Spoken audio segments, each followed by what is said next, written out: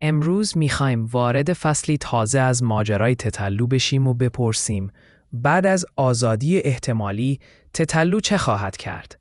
در این ویدیو با هم بررسی میکنیم وضعیت حقوقی جدید، چالش‌ها و مسیر احتمالیش در دنیای موزیک ایران. طبق گزارش تابناک، توبه امیر تتلو احراز شده است و پروندهش در تاریخ 9 شهریور 1404 به ریاست قوه قضاییه ارسال شده تا برای عفو وی تصمیم گرفته شود.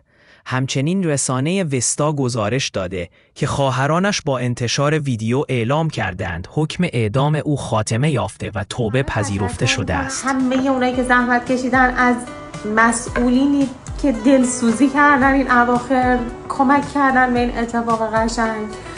من دقیقا در جریان پرونده نبودم چون خیلی احساساتی عمل میکردم. مامانم اینو سعی میکردن که به من خیلی چیزا رو نگن چون من خیلی اذیت شدم و اینکه همون جوری که میام اینجا یه عالم قور میزنم، میگم این چه وضعشه، همون جوری هم میام اینجا میگم دوستتون دارم، مرسی که هستین، دمتون گرم و خدا رو شکر. این موضوع نشان می‌دهد که مسیر قانونی او در حال طی شدن است، ولی هنوز شروع آزادی قطعی نیست و باید منتظر تصمیمات نهایی باشیم. اگر آزادی قطعی بشود، چند راه پیش روی او وجود دارد. 1. بازگشت به انتشار موزیک. ممکن است ابتدا آهنگ‌های سبکتر منتشر کند. آرام آرام به فضای اصلی بازگردد. 2. اجرای زنده یا کنسرت، شاید در شهرهایی که نظارت کمتر است یا در خارج از ایران. 3. همکاری با خوانندگان دیگر، ممکن است بخواهد با هنرمندان مستقل ورود مجدد کند.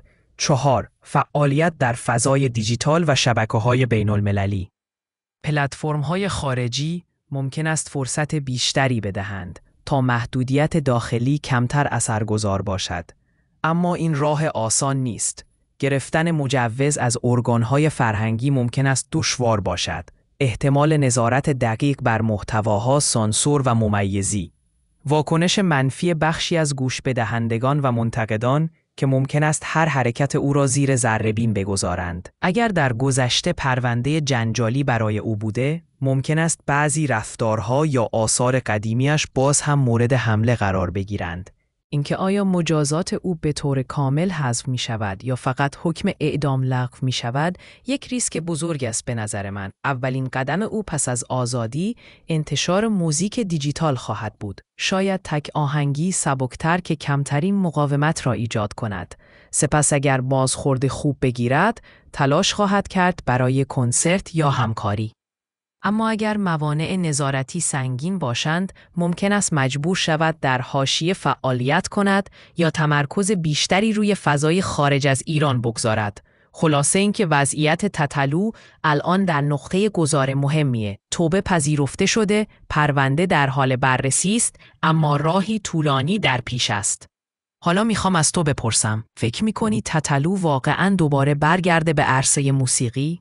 گزینش رو در کامنت بنویس. اگر این ویدیو برات مفید بود، حتما لایک کن و کانال رو دنبال کن.